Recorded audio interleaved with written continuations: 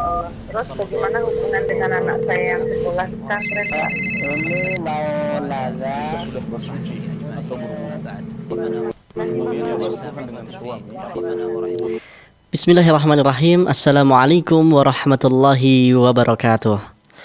Alhamdulillahi wa kafa, wassalatu wassalamu ala nabiyina Mustafa wa ala alihi wa sahbihi ajma'in, amma ba'd. Ahlan wa sahlan wa marhaban bikum seluruh pemirsa dan pendengar Fatwa TV dimanapun Anda berada. Alhamdulillahirabbil alamin, senang sekali rasanya akhirnya saya bisa berjumpa kembali dengan Anda dan tentunya bisa menyapa kembali Anda di sore hari ini, di Rabu sore tepatnya, dalam program acara live interaktif Fikih Ibadah bersama guru kita, Ustadz Anas Burhanuddin LCMA Hafidhahullahu Ta'ala, yang mana beliau merupakan anggota Dewan Fatwa Perhimpunan Al-Irsyad.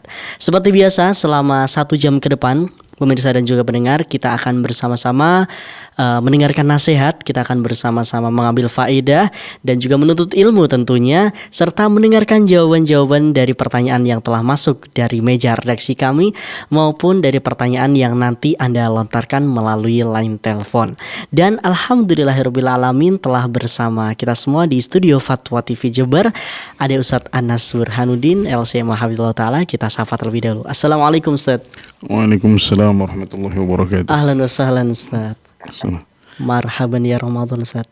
Alhamdulillah Ustaz ya. Alhamdulillah. Ini Ana berarti Ramadan kedua di Fatwa TV berarti Ustaz ya. Antum udah berapa Ustaz? Banyak Ustaz ya.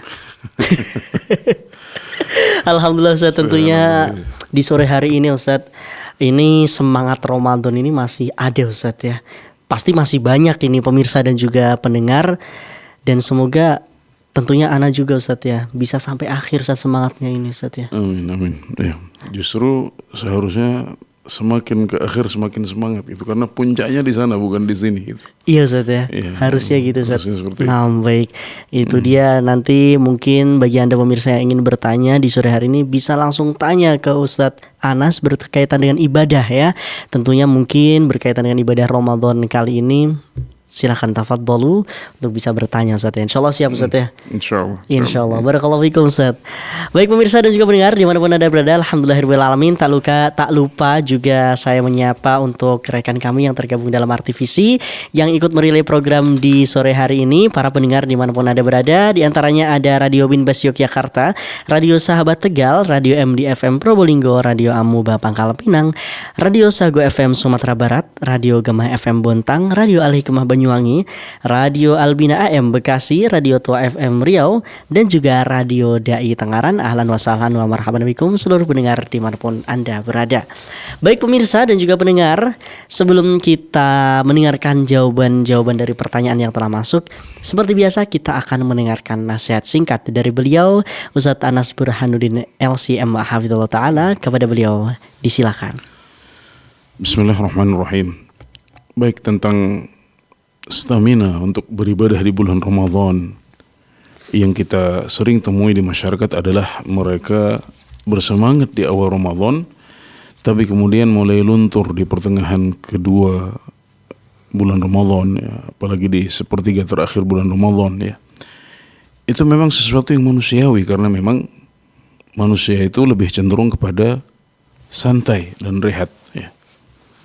Mereka tidak terbiasa dengan ibadah-ibadah kepada Allah Subhanahu wa taala, dan secara tabiat manusia lebih suka untuk santai. Nah, tidak dikekang dengan berbagai ibadah dan yang lain. Tapi itu adalah sifat dasar manusia yang harus kita lawan. Sebagai muslim yang paham ya, sadar dengan sunnah Rasulullah sallallahu alaihi wasallam, di mana Nabi Muhammad sallallahu alaihi wasallam itu justru malah puncak semangat ibadah beliau di akhir bulan Ramadan, di 10 malam terakhir bulan Ramadan. Nah, ini adalah teladan kita yang hendaknya kita contoh. Bukan kemudian kita ikut banyak orang, ya, kita luntur bersama orang-orang yang luntur, ya. Kita semangat di awal, tapi kemudian di tengah-tengah Ramadan atau di akhirnya kita malah lemah, ya, dan luntur. Ini harus kita pahami bahwasanya merupakan sesuatu yang menyelisihi teladan Rasulullah Sallallahu Alaihi Wasallam. Ya. Maka kita harus ingat bahwasanya musim ibadah bulan Ramadan ini adalah Sebagaimana firman Allah Subhanahu wa taala, ayyaman ma'dudat, hari-hari yang berbilang. Oke, dia adalah 30 hari. Tapi mari kita buat mindsetnya hanya 30 hari. Jangan menganggap 30 hari. Tapi kita lihat hanya 30 hari. Setelah itu musim ibadah ini akan lewat dan kita akan kembali kepada hari-hari biasa di mana kita bisa melonggarkan kesungguhan kita dalam beribadah. Ya, kita tetap beribadah tentunya, tapi kita melakukan yang wajib-wajib saja, tapi dengan intensitas yang lebih longgar dibandingkan intensitas kita selama bulan Ramadan dan sebagaimana intensitasnya Rasulullah SAW. Ya. Jadi ini yang ingin kita bangkitkan, ini yang ingin kita tumbuhkan, bahwasanya kita jangan mengikuti sifat dasar manusia yang ingin santai, ingin terlepas dari beban-beban dan tugas-tugas, tapi kita mari meneladani Rasulullah SAW di mana beliau bersungguh-sungguh di bulan Ramadan yang tidak beliau lakukan di bulan-bulan yang lain, dan lebih bersungguh-sungguh lagi pada sepertiga terakhir bulan Ramadan. Nah, seperti itu. Ustaz, Masya Allah. Taib. Barakallahu fikum Ustaz. Baik pemirsa dan juga pendengar di mana-mana berada, itu tadi sedikit nasihat singkat ya, agar menjadi penyemangat kita semua tentunya dalam menghadapi bulan Ramadan ini di tahun 1445 Hijriah ya. Dan juga pemirsa, bagi Anda yang ingin bertanya secara langsung di sore hari ini, kami mempersilahkan kepada Anda, memberikan kesempatan kepada Anda semua untuk bertanya secara langsung di nomor 033154460087, atau untuk cara yang lebih mudah Anda bisa menghubungi melalui line WhatsApp ya, untuk telepon via WhatsApp di 0821 706087. Bagi Anda yang baru saja menonton tayangan ini dan belum menyimpan nomor teleponnya, boleh sekali Anda simpan di 0821 706087 agar Anda bisa menyimak program live interaktif dari Senin hingga Sabtu ya, atau Senin hingga Jumat dengan jadwal yang telah ditentukan. Nanti insya Allah akan di-share melalui status WhatsApp-nya. Baik Ustadz, sebelum kita memasuki pertanyaan ya, atau kita menunggu dari pendengar atau penelpon yang masuk, Ustadz, ini pertanyaan dari Ana terlebih dahulu Ustadz ya. Nah, penasaran ini Ustadz. Jadi Ana pernah mendengar bahwasannya kalau sholat tarawih Ustadz ya, kita mengikuti imam sampai akhir itu pahalanya seperti sholat semalam suntuk Ustadz. Nah pertanyaan Ustadz, kalau misalkan kita sholatnya di rumah jamaah gitu Ustadz, karena gak bisa sholat tarawih di masjid dikarenakan ada kerjaan yang harus dilakukan, itu bagaimana Ustadz? Apakah tetap mendapatkan pahala semalam suntuk tadi atau tidak? Di rumahnya jamaah? Jamaah Ustadz. Okay, baik. Ya, sebuah kemurahan disampaikan oleh Rasulullah SAW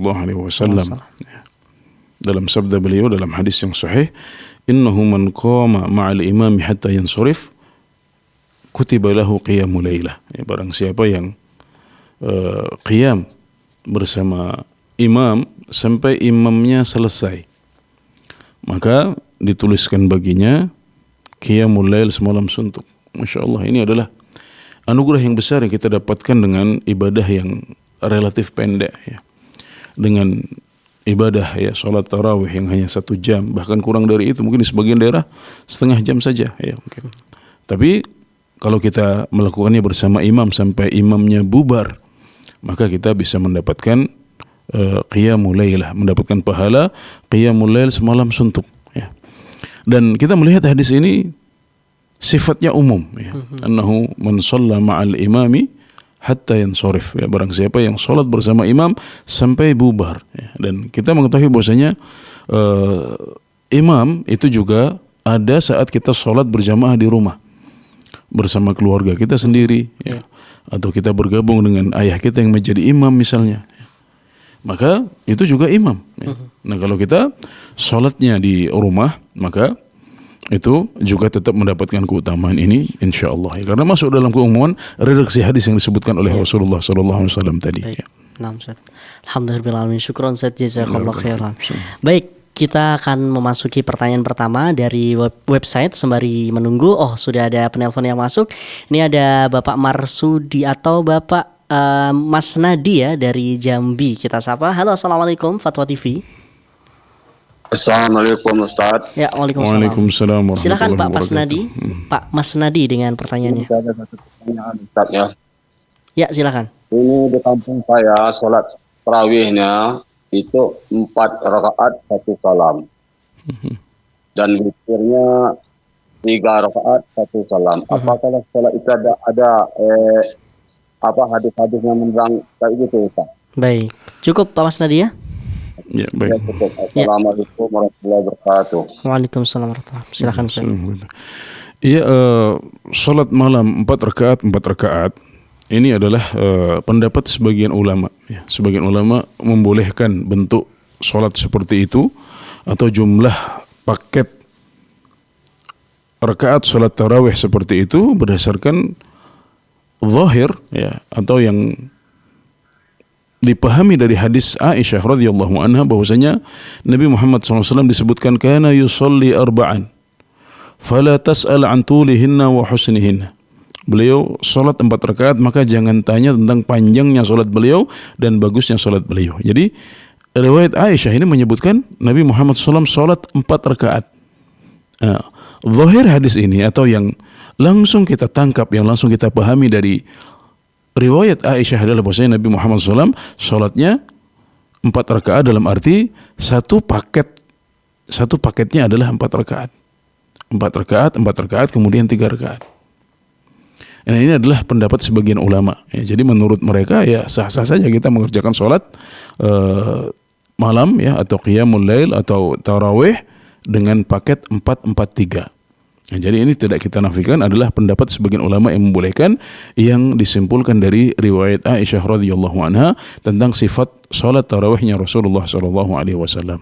Nah, sebagian ulama lagi menafsirkan riwayat Aisyah dengan riwayat yang lain, yaitu sabda Nabi Muhammad sallallahu alaihi wasallam, "Salatul laili mathna mathna." Salat malam itu 2 rakaat 2 rakaat. Nah, maka mereka menggabungkan antara hadis yang kedua dengan hadis yang pertama. Jadi maksudnya 4 rakaat adalah 4 rakaat kemudian istirahat. Tapi untuk salamnya itu 2-2. Jadi 2-2 kemudian istirahat. Nah, kemudian 2-2 kemudian istirahat. Baru kemudian witir. Nah, agar apa? Agar dua riwayat ini bisa diakomodir. Jadi maksud dengan 4 rakaat adalah paket 4 rakaat sebelum istirahat. Karena tarawih itu artinya adalah banyak istirahat. Kenapa disebut tarawih dari tarwih ya?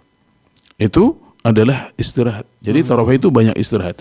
Nah, maka mereka menafsirkan riwayat Aisyah adalah 4 rakaat kemudian istirahat agak panjang ya untuk baca Al-Quran, zikir, kemudian 4 rakaat. Tapi kalau paket sholatnya adalah 2 rakaat, 2 rakaat salam. Sebagaimana sabda Nabi Muhammad SAW, "Salatul laili mathna mathna."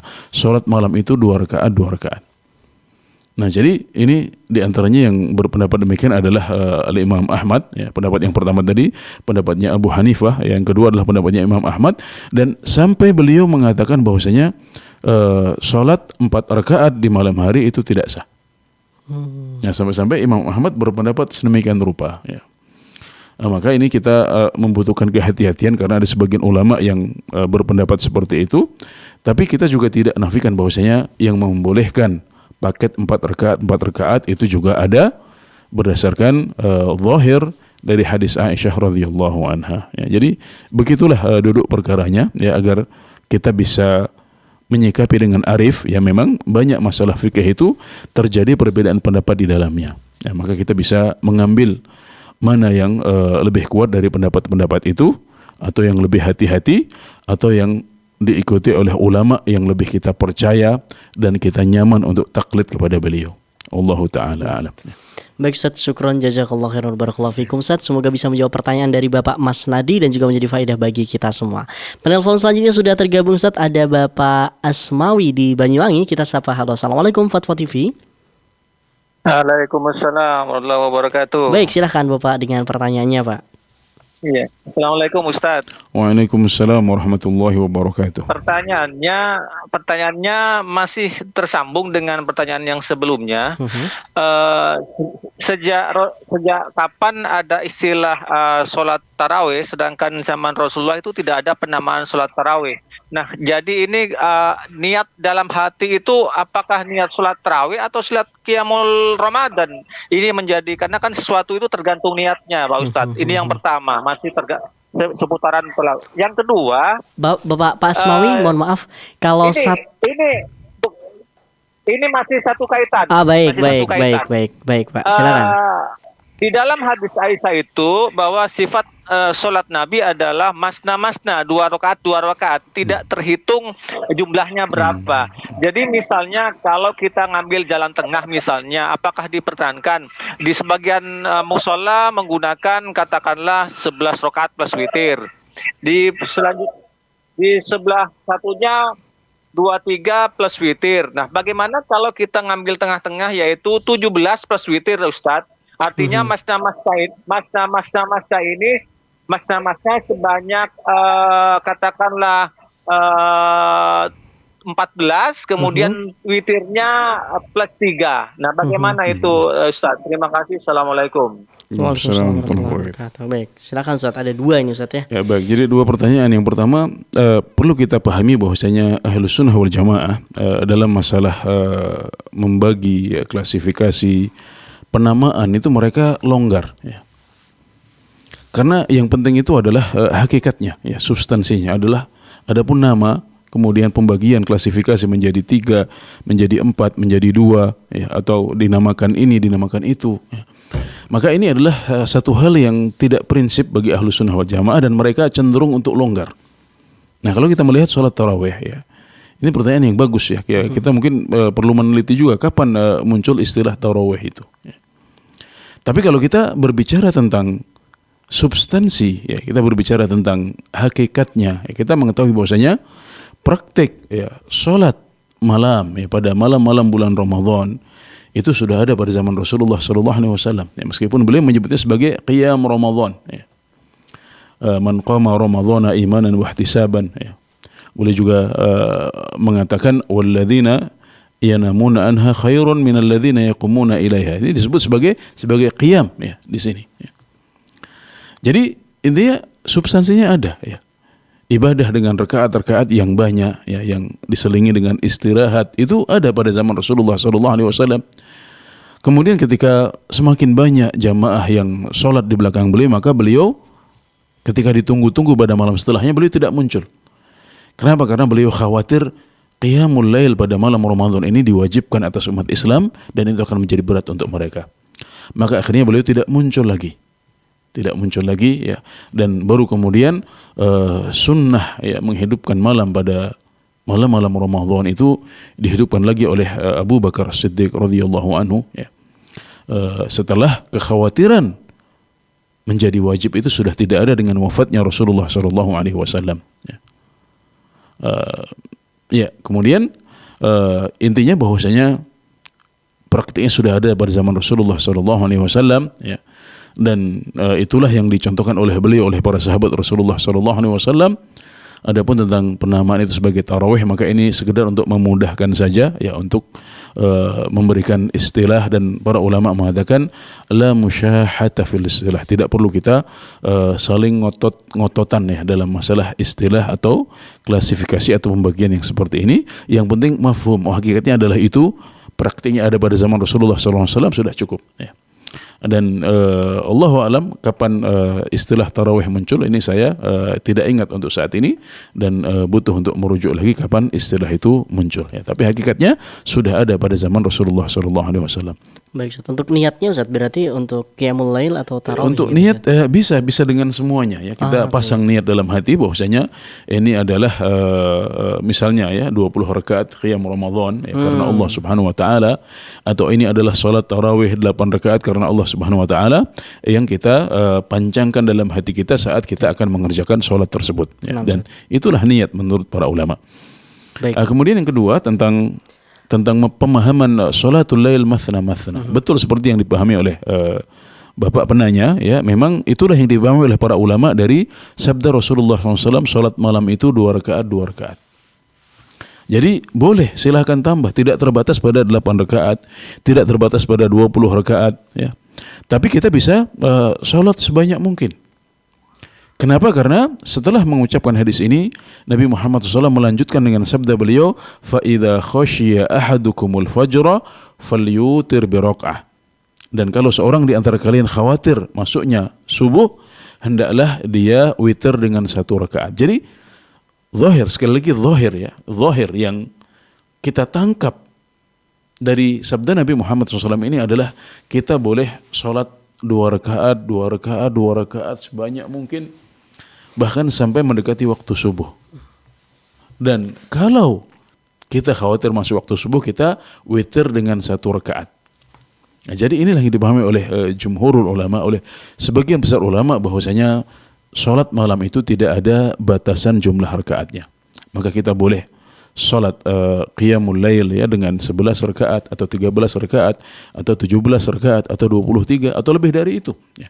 Bahkan ada riwayat dari salafus saleh bahwasanya mereka sholat sampai 43 rakaat, 41 rakaat atau lebih dari itu, karena memang tidak ada batasan maksimalnya dalam sabda-sabda Rasulullah SAW. Ya. Memang Nabi Muhammad SAW prakteknya lebih sering tidak lebih daripada 13 rakaat. Tapi para salafus saleh yang memahami sabda beliau, mereka diriwayatkan melakukan sholat lebih dari 13 rakaat. Alhamdulillah. Nah, Ustaz, syukron jazakallahu khairan barakallahu fikum Ustaz atas jawabannya. Ini sangat penting sekali pertanyaan-pertanyaan ya. Semoga bisa menjadi faedah bagi kita semua. Penelpon selanjutnya sudah terhubung. Ada Ibu Amel di Malang. Kita sapa. Halo, assalamualaikum Fatwa TV. Waalaikumsalam. Ya, baik Ibu, silakan dengan pertanyaannya Ibu. Baik, Ustadz, saya izin bertanya tentang bacaan dalam sholat, seperti bacaan sujud, bacaan rukuk, bacaan tahiyat. Kalau misal kita ada kesalahan makhorijul huruf atau panjang pendek sehingga merubah makna, itu apakah membatalkan sholat ya? Soalnya saya tuh kalau sholat lama sekali itu untuk hati-hati supaya nggak terjadi kesalahan makna gitu, Ustaz. Mohon solusinya, Ustaz. Baik, cukup Ibu ya. Terima kasih. Ya, terima kasih. Baik, silakan Ustaz. Ya, baik. Jadi meneladani Rasulullah SAW dalam zikir dan doa beliau adalah sesuatu yang hendaknya dilakukan oleh setiap Muslim. Ya, kita berusaha untuk mencontoh bacaan doa dan zikir Rasulullah SAW karena itulah yang terbaik. Ya, untuk doa itu babnya lebih luas. Untuk doa kita bisa membuat doa sendiri sesuai dengan kebutuhan kita. Tapi untuk zikir kita harus mengikuti apa yang dicontohkan oleh Rasulullah SAW tanpa kita menambah-nambah. Nah, jadi ini bedanya antara bab zikir dengan bab doa. Ya, bab zikir lebih sempit, bab doa lebih luas. Nah, kemudian kalau kita sudah berusaha untuk meneladani redaksi doanya Rasulullah SAW atau redaksi zikirnya Rasulullah SAW, tapi kemudian kita salah dalam melafalkannya. Misalnya ada tambahan wa tapi kita nggak pakai wa atau justru malah pakai fa misalnya. Ini berubah arti ya. Dari wa dan ya, menjadi fa, yaitu maka. Ya. Ini contoh saja. Atau contoh kesalahan yang lain, maka ini termaafkan ya, kalau kita sudah berusaha. Tapi kita salah redaksi karena mungkin sudah lama tidak kita pakai, akhirnya ada beberapa kata yang miss. Ada beberapa kata yang kita sudah lupa. Atau yang semacamnya. Maka ini termaafkan biidznillah ta'ala. Ditambah fakta bahwasanya bacaan ruku', bacaan sujud, ya, bacaan tasyahud, ya, kemudian bacaan duduk di antara dua sujud, ya, ini pada umumnya termasuk kategori sunnah hayat. Ya. Sunnah hayat ini menurut mazhab Syafi'i hukumnya adalah sunnah. Ya. Sunnah dalam arti kalau kita tinggalkan sama sekali, kita tidak berdosa dan sholat kita tetap sah. Ya, berbeda dengan sunnah ab'ad, ya, yang kalau kita tinggalkan maka harus diganti dengan sujud sahwi. Nah, adapun bacaan-bacaan sholat ketika kita sujud, ruku atau duduk di antara dua sujud, ya ini umumnya termasuk sunnah hayat, maka dia hukumnya sunnah saja, sehingga kalau kita tinggalkan sama sekali sholat kita tetap sah. Nah, apalagi kalau kita salah tidak sengaja karena mungkin matnya salah, ya, atau mungkin tajwidnya salah, makhrajnya salah, maka insya Allah itu tidak sampai berdampak pada tidak sahnya sholat kita. Alhamdulillah. Nah Ustaz, syukron jazakallah khairan wa barakallahu fikum. Semoga ini bisa menjawab. Berbeda dengan Al-Fatihah tentunya, karena Al-Fatihah statusnya adalah rukun. Rukun sholat, bahkan rukun dalam setiap rakaat sholat. Maka beda antara bacaan Al-Fatihah dengan bacaan zikir kita saat ruku atau sujud atau yang semacamnya. Baik, tayyib Ustaz, barakallahu fikum. Baik, penelpon selanjutnya sudah tergabung dengan kita, ada Ummu Abdurrahman di Kalimantan. Kita sapa. Halo, assalamualaikum Fatwa TV. Waalaikumsalam warahmatullahi wabarakatuh. Mau bertanya tuh Ustaz. Assalamualaikum Ustaz. Waalaikumsalam warahmatullahi wabarakatuh. Mau bertanya tentang ini keutamaan berdoa ketika kita berbuka. Itu bagaimana caranya? Misalnya ketika kita berbuka kan kita doa jabat zabau ya. Setelah jabat zabau itu apa langsung berdoa atau kita minum dulu atau seperti apa? Berapa menit waktunya untuk berdoa itu? Kemudian yang kedua tentang ruku itu tadi. Yang saya tanyakan tentang ruku. Ketika ruku saat tarawih itu saya pernah ruku di Masjidil Haram, subhanallah panjang banget itu. Itu yang dibaca itu apa aja? Misalnya kalau kita baca kan subhanarabbil azim wa bihamdi itu cuma 3 kali. Apa harus kita baca banyak banget gitu? Atau kita baca subhanakallahumma rabbana wa bihamdika allahumma ghfirli. Apa boleh berkali-kali atau cuma 3 kali saja? Atau kita bisa berdoa dengan doa kita sendiri ketika ruku atau bagaimana? Syukran Ustaz. Baik. Terima kasih. Assalamualaikum. Waalaikumsalam warahmatullahi wabarakatuh. Baik, pertanyaan pertama sepertinya maksudnya doa mustajabnya tadi Ustaz ya. Baik, silakan Ustaz. Baik, jadi disebutkan dalam hadis-hadis yang sahih bahwasanya doanya orang puasa itu mustajab. Ya. Jadi kita berdoa saat puasa itu mustajab insya Allah. Ya. Justru ketika kita sedang berbuka, ya, maka sunnahnya adalah kita segera berbuka dahulu. Jadi tidak malah berdoa dulu saat mendengar azan, tapi kita segera berbuka karena Nabi Muhammad SAW bersabda, la yazalun nasu bi khairin ma ajjalul fitr wa akharu as-suhur. Orang-orang masih berada di atas kebaikan selagi mereka menyegerakan berbuka puasa dan mengakhirkan makan sahur. Nah ini adalah teladan dari Rasulullah SAW. Maka yang terbaik ketika kita mendengar azan maghrib adalah kita segera berbuka puasa dahulu. Bagaimana caranya? Seperti sunnah beliau dalam kondisi yang lain. Tidak hanya saat berbuka puasa, kita memulai dengan bismillah dulu. Ya ghulam, samillah wa kul biyaminik. Wahai anak kecil, maksud beliau adalah Ibnu Abbas, ya, ucapkanlah bismillah. Nah, kemudian makan dengan tangan kananmu. Nah ini adalah sunnah saat kita makan. Maka kita mulai dengan bismillah dahulu. Baru kemudian setelah kita merasa cukup dengan buka puasa, kita membaca dhahabadh dhama'u wabtallatil uruq wa thabatal ajru insyaallah. Dahaga telah hilang. Nah, kemudian urat-urat telah terbasahi dan pahala telah tetap dengan izin Allah Subhanahu wa taala. Ya, ini pasnya ya, kalau kita melihat redaksi hadisnya yang menunjukkan sudah terjadi ya. Dhahabadh dhama ya. Dahaga telah hilang. Wabtallatil uruq ya, urat-urat telah terbasahi dan pahala telah tetap di sisi Allah Subhanahu wa taala. Ini lebih tepatnya diucapkan setelah kita berbuka puasa. Maka awal buka puasa kita mengucapkan bismillah, kita akhiri dengan dhahabadh dhama'u wabtallatil uruq wa thabatal ajr insyaallah. Demikianlah sebagaimana dijelaskan oleh para ulama. Ya. Jadi itulah yang terbaik saat kita berbuka puasa. Baik, jadi untuk doa mustajabnya tadi nggak perlu pas ketika menjelang berbuka Ustaz ya? Nah, penting juga untuk kita berikan catatan. Jadi kita segera berbuka puasa dahulu. Oh, baik. Nah kemudian setelah kita selesai berbuka puasa, misalnya belum qomat nih, belum qomat, maka berarti masih ada waktu mustajab yang lain, ya. Karena kita sedang berada di antara azan dan iqamah. Nah, maka kita nggak bisa katakan juga, oh jangan berdoa di situ gitu ya. Lebih baiknya kita berbuka puasa. Nah setelah kita selesai berbuka puasa, dianjurkan juga untuk sambil menunggu iqamat kita berdoa lagi. Makanya ini pemandangan yang sering kita lihat di Masjidil Haram, di Masjid Nabawi ya. Biasanya jeda antara adzan dan iqamat saat buka puasa itu relatif panjang. Sementara sebagian orang kadang-kadang mencukupkan buka puasanya dengan minum air saja atau kurma saja, yang itu makannya setelah sholat ya. Sehingga ada waktu 5 menit 10 menit untuk berdoa sepanjang itu gitu. Nah, maka mereka sambil nunggu qomat, mereka manfaatkan waktu itu untuk mengangkat tangan tengadah, karena itu juga adalah waktu mustajab. Jadi Masya Allah, Ramadan ini waktunya banyak sekali yang mustajab ya. Saat kita berpuasa mustajab, setelah buka puasa kita menunggu iqamat juga mustajab lagi. Alhamdulillah. Di Indonesia ini musim hujan juga, nanti tambah mustajab lagi ya. Kalau kita safar berarti tambah lagi penyebab ijabah doa di sisi Allah Subhanahu wa taala. Maka alhamdulillah ada banyak momen untuk menambah pahala dan juga menjadikan doa-doa kita mustajab dan dikabulkan oleh Allah Subhanahu wa taala. Baik Ustaz.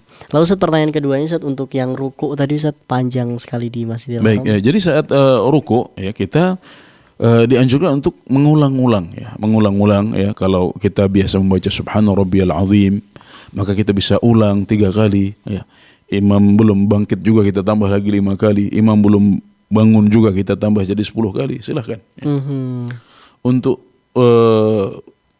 variasinya bisa kita variasikan dengan yang lain, misalnya subhanakallahumma rabbana wa bihamdika allahumma ighfirli, atau allahumma laka raka'tu wa bika amantu wa laka aslamtu khasha'a laka sam'i wa basari wa mukhi wa azmi ya. Diulang-ulang ya. Bahkan menurut jumhurul ulama, menurut pendapat sebagian besar ulama, boleh kita menggabungkan antara lebih dari satu zikir dalam satu sujud atau dalam satu ruku'. Ini menurut jumhurul ulama ya. Sebagian berpendapat sudah kalau satu ya satu tapi diulang-ulang 5 kali 10 kali boleh ya. Tapi sebagian ulama, bahkan sebagian besar ulama mengatakan boleh untuk menggabungkan antara zikir-zikir ruku atau sujud yang diriwayatkan dari Rasulullah SAW dalam satu sujud. Nah, jadi bisa kita ulang-ulang, bisa kita variasikan menurut jumhurul ulama, dan bisa juga untuk sujud ya, untuk sujud secara khusus kita bisa tambah dengan doa ya. Bahkan termasuk dengan doa dengan bahasa Indonesia boleh. Oh boleh Ustaz. Boleh, menurut pendapat yang lebih kuat. Allah taala ya. Nah, jadi ini adalah beberapa pilihan yang bisa kita lakukan saat kita mendapati imam kok rukuknya panjang sekali atau sujudnya panjang sekali seperti yang kita sering dapati di Masjidil Haram atau Masjid Nabawi. Tapi ini kan Masya Allah ya, menunjukkan orang sana itu Masya Allah sholatnya sehebat itu. Masya Allah. Apa daya kita set aneh sih sebenarnya. Ya, kita justru kenapa kita harus positif ya ketika melihat cerita-cerita ini. Saudari kita dari Kalimantan, beliau umroh ya.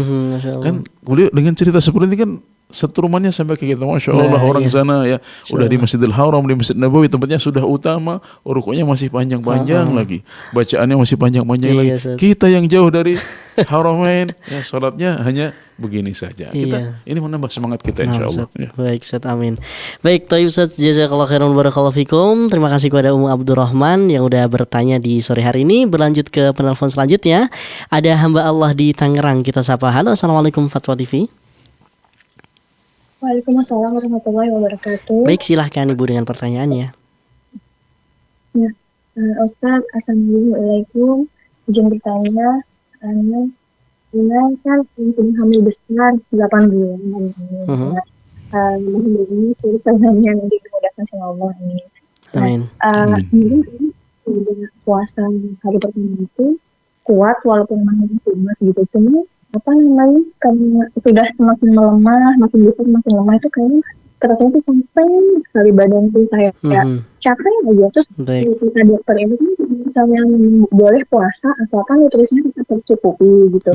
Jadi apa itu masuk gitu lah. Makan itu harus 3 kali. Jadi nanti buka puasa makan, nanti mau tidur makan, jadi makan. Sementara ini kalau makan sebanyak itu dalam waktu yang singkat gitu. Kalau ini kan makannya sedikit-sedikit tapi sering gitu. Nah, dimana kalau misalnya kan kamu ngurusin juga umur 2 tahun yang aktifnya. Jadi sampai malam tuh udah ngurusin anak tuh udah capek, udah masak gitu, udah capek banget. Jadi kalau malam tuh juga karena udah capek bawaannya pengen tidur gitu, setelahnya istirahat, udah nggak bisa makan lagi, udah nggak nafsu gitu. Karena khawatir sama baby. Kalau misalnya kemarin juga kan dengar ada ustadz yang bilang kalau Allah itu lebih suka terus diambil karena di depan sudah diberikan untuk ibadah tidak berpuasa gitu. Nah itu baiknya untuk tidak berpuasa atau tetap diusahakan dikuat-kuatin puasa gitu Ustaz. Ya. Lebih Baik. afdal gitu. Ya, terima kasih Ibu atas pertanyaannya. Jadi Ustadz ini lagi Assalamualaikum warahmatullahi wabarakatuh. Jadi memang tadi suaranya sedikit agak tidak jelas Ustadz ya. Tapi yang saya pahami di sini bahwasannya dia lagi hamil besar, cuman mengurus anak juga Ustadz ya. Jadi kalau misalkan ini malam juga harus mengurus, terus nanti kecapean dan segala macam, dianjurkan juga makan sedikit tapi sering gitu saat kata dokter seperti itu. Nah ini pertanyaannya, bagaimana ketika dengan puasa sekarang ini, apakah boleh tidak puasa atau tetap berpuasa dengan kondisi seperti ini? Oke, baik. Ya, alhamdulillah ya, agama kita adalah agama yang mudah ya. Selalu ada solusi untuk kondisi-kondisi yang dihadapi oleh setiap umatnya. Termasuk ibu-ibu yang sedang hamil atau menyusui, maka ini juga sudah ada pembahasannya ya dalam khazanah sunnah Rasulullah SAW ya. Dan para ulama sudah mengkajinya dari zaman dahulu ya. Maka alhamdulillah kehamilan atau menyusui adalah salah satu rukhsah yang membolehkan orang untuk tidak berpuasa. Jadi tentunya kita bisa pahami ya, faktanya memang berat ya, menyusui atau hamil itu tidak mudah. Maka mereka boleh untuk tidak berpuasa kalau sedang dalam kondisi hamil, apalagi hamil tua, ya, atau menyusui. Ya. Ini sudah merupakan sebuah rukhsah. Ya. Apalagi kalau ditambah dengan kesibukan yang lain, ya, yang punya anak-anak lain yang harus diurus juga, ya, kakak-kakaknya lain sebagainya. Ya, maka ini menegaskan bahwasanya kondisi tersebut membolehkan ibu untuk tidak berpuasa pada bulan Ramadan ini. Tapi yang menjadi pembahasan selanjutnya adalah apa yang menjadi kewajiban setelah itu. Ya. Apakah cukup dengan mengqadha saja, atau cukup dengan membayar fidyah saja, atau cukup atau harus menggabungkan antara keduanya. Ya, maka ini adalah pembahasan yang lain. Ya, jadi pembahasan yang pertama adalah tentang hukum taklifi. Apa hukumnya, boleh apa enggak tidak berpuasa. Nah, tapi kemudian pembahasan selanjutnya adalah tentang hukum wad'i. Yakni apa konsekuensinya kalau tidak berpuasa pada bulan Ramadan karena sebab hamil atau menyusui. Nah, para ulama membagi wanita dan hamil pada 3 kondisi. Ya, yang pertama adalah mereka yang meninggalkan puasa karena kondisi dirinya sendiri. Jadi khawatir akan kondisi dia yang tidak kuat karena sedang hamil atau menyusui. Maka orang yang seperti ini dia wajib untuk mengqadha puasanya. Tidak wajib fidyah, dia cukup mengqadha puasanya saja, karena berarti dia kondisinya adalah seperti orang yang sakit. Ya, kita mengetahui orang yang sakit kalau tidak puasa, kewajibannya dia adalah mengqadha. Nah, kemudian kondisi yang kedua adalah dia meninggalkan puasa karena 2 kekhawatiran. Khawatir akan dirinya sendiri, kemudian juga khawatir akan janin atau anak yang dia susui. Nah, jika kondisinya seperti ini, maka hukumnya sama dengan yang pertama. Dia wajib untuk mengqadha saja. Ya, wajib untuk mengqadha saja. Dia sama dihukumi dengan orang yang sakit. Adapun kekhawatiran terhadap janinnya, maka ini adalah sekunder. Ya. Artinya yang dibuat ghalib, dibuat dominan dalam hal ini adalah kondisi, maksudnya dia juga mengkhawatirkan keadaan dirinya sendiri, fisiknya dia sendiri. Ya. Maka dia kewajibannya adalah mengqadha puasa sebanyak hari-hari yang ditinggalkan. Nah, kondisi yang ketiga adalah kalau dia fit, ya, dia tidak ada kekhawatiran pada kondisi badannya, tapi dokter mengatakan ini puasa tidak bagus untuk janinnya lemah, atau anak yang sedang disusui ini butuh perhatian khusus.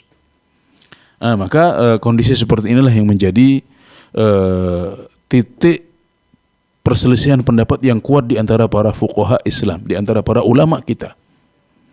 Ada yang mengatakan dia wajib untuk mengqadha juga, ada yang mengatakan wajib qadha dan fidyah. Tapi yang lebih kuat Allah taala alam kalau dia meninggalkan puasa karena khawatir terhadap janin yang dikandung atau anak yang sedang disusui, maka dia cukup untuk membayar fidyah saja ya, sebanyak hari-hari yang dia tinggalkan, sebagaimana diriwayatkan dari Ibnu Abbas dan Ibnu Umar bahwasanya wanita yang demikian cukup untuk membayar fidyah dan tidak ada kewajiban qadha atas dirinya. Wallahu taala alam.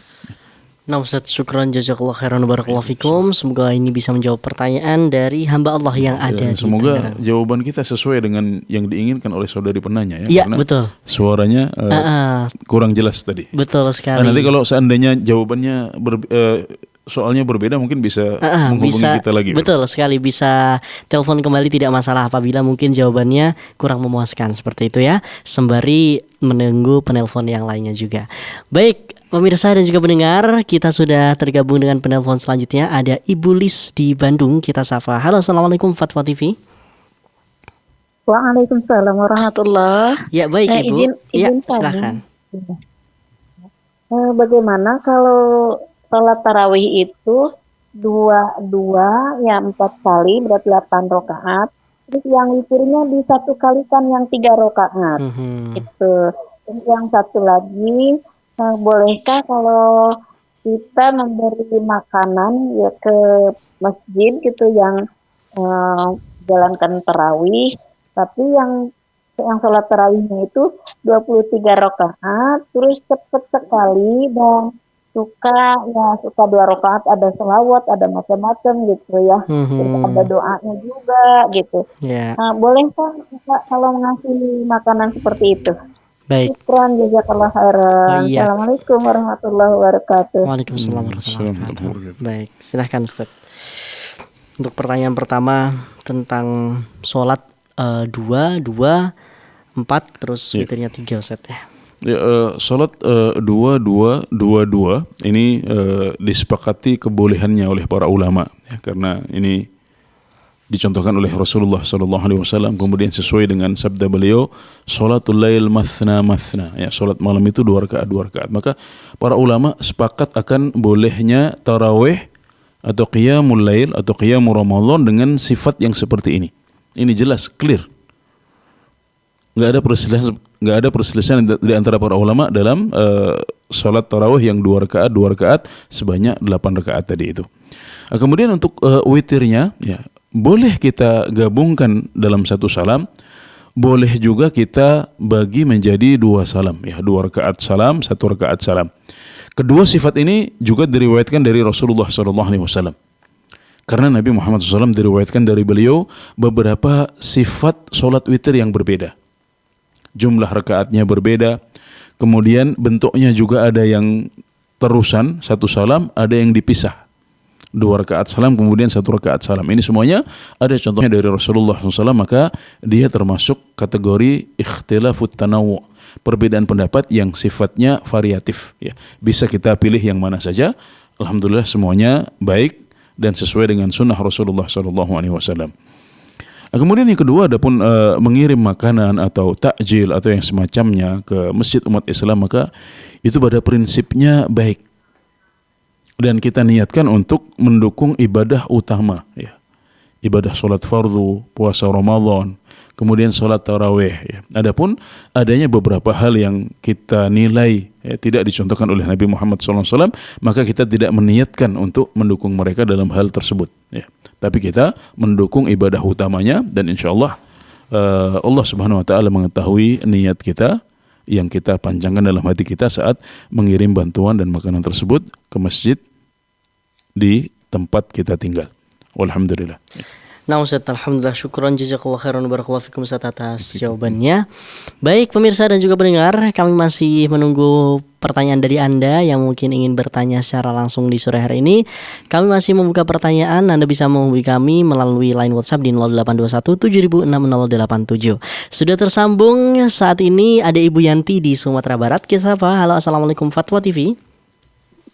Waalaikumsalam warahmatullahi wabarakatuh. Ya, silahkan Ibu dengan pertanyaannya.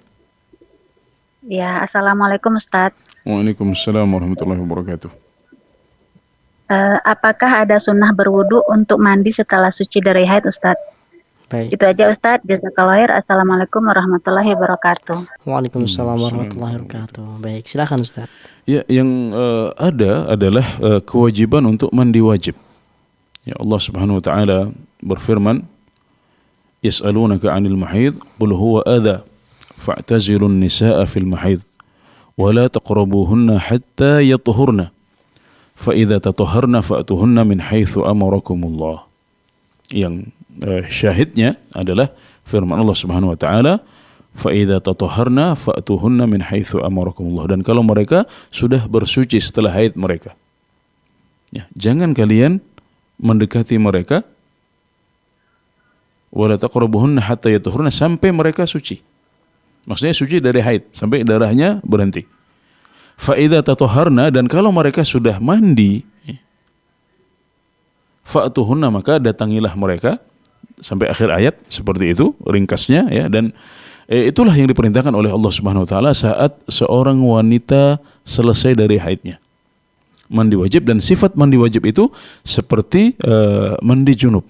Seperti mandi junub, yaitu disunnahkan untuk berwudu. Maka inilah ya, sunnah itu wudu bersama mandi wajib, bukan wudu saja.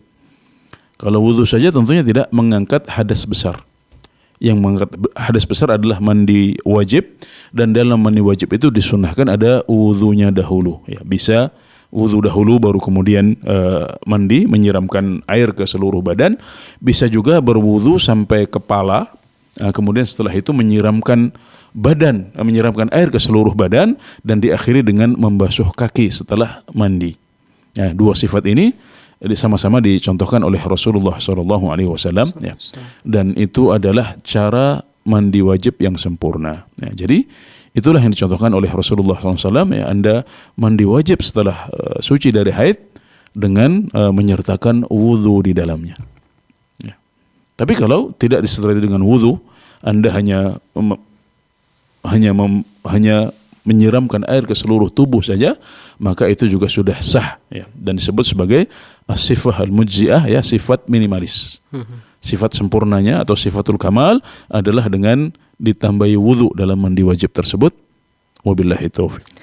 Nah Ustaz, syukron jazakallahu khairan wa barakallahu fikum atas jawabannya. Semoga bisa menjawab pertanyaan dari Ibu Yanti yang ada di Sumatera Barat. Baik pemirsa dan juga pendengar, alhamdulillahirrahmanirrahim, kita masih ada beberapa menit ya untuk menunggu telepon dari Anda yang ingin bertanya di sore hari ini, yang masih penasaran ya tentang ibadah-ibadah ya di bulan Ramadan atau di luar bulan Ramadan. Silahkan Anda bisa bertanya secara langsung kepada Ustadz Anas Burhanuddin di sore hari ini di nomor 0821706087 melalui line telepon di WhatsApp, ataupun Anda bisa menghubungi kami di line telepon biasa di 0331 544 6087. Baik Ustaz, kita beralih ke pertanyaan dari website Ustaz ya. Kita bacakan. Ini ada pertanyaan bismillah dari Yosi Pranata, ya, Bapak atau Mas ini ya di Kalimantan Barat. Bismillah, assalamualaikum. Saya mau bertanya Ustadz, bagaimana caranya membersihkan sepatu yang menginjak wadah bekas jilatan anjing yang belum disucikan? Apakah sepatu itu cukup dicuci 1 kali saja atau 7 kali cucian? Barakallahu fikum. Ya, baik, jadi yang diperintahkan untuk dibasuh dengan 7 kali basuhan, ya, salah satunya dengan tanah adalah bejana atau tempat, ya, atau kayu atau kain atau yang lain yang terkena air liur anjing langsung. Ya, sebagaimana sabda Rasulullah SAW, "Idza walawal kalbu fi ina'i ahadikum falyaghsilhu sab'an." Ya, kalau anjing, ya, menjilat bejana seorang di antara kalian, maka hendaknya dia membasuh bejana tersebut sebanyak 7 kali. Dalam sebagian riwayat disebutkan ulahunna biturab, basuhan pertama dengan tanah. Dalam sebagian riwayat yang lain wa'affiruhu tsaminata biturab, ya, tambahkan basuhan yang ke-8 dengan turab atau tanah, ya. Jadi yang dibasuh adalah yang langsung terkena air liur anjing. Adapun yang tidak langsung seperti yang disebut dalam pertanyaan, maka di sini yang pertama, sepatu tersebut tidak langsung terkena air liur. Ini yang pertama, ya. Kemudian yang kedua, bisa jadi air liurnya sudah kering. Nah, para ulama menjelaskan bahwasanya kalau sebuah media yang terkena najis itu sudah kering, baik itu kain atau baju atau kasur atau batu atau yang semacamnya, kemudian kita duduk di atasnya, maka najisnya tidak berpindah. Misalnya ada orang yang misalnya sarungnya terkena kencing misalnya, nah, kemudian sarung ini sudah kering, tidak basah lagi. Nah, kalau kita duduk di atas sarung tersebut, maka para ulama menjelaskan ini najisnya tidak otomatis berpindah karena dia sudah kering. Nah, maka karena dua faktor yang disebutkan tadi, ya, maka tidak ada kewajiban untuk membasuh sepatu tersebut sebanyak 7 kali. Baik. Untuk kehati-hatian, kalau dikhawatirkan cukup dibasuh 1 kali saja sudah cukup. Bismillah ta'ala, bahkan bisa jadi itu tidak wajib untuk dibasuh karena bejana atau tempat yang terkena air liur anjing sudah kering sebelumnya. Ya, alhamdulillah.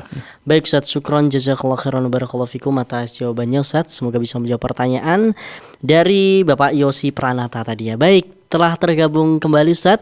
Ada Ibu Nur di Sumatera Barat. Kita sapa. Halo, Assalamualaikum Fatwa TV. Waalaikumsalam. Ya, baik Ibu Nur, silahkan dengan pertanyaannya Ibu. Ya, Assalamualaikum Ustaz. Waalaikumsalam warahmatullahi wabarakatuh.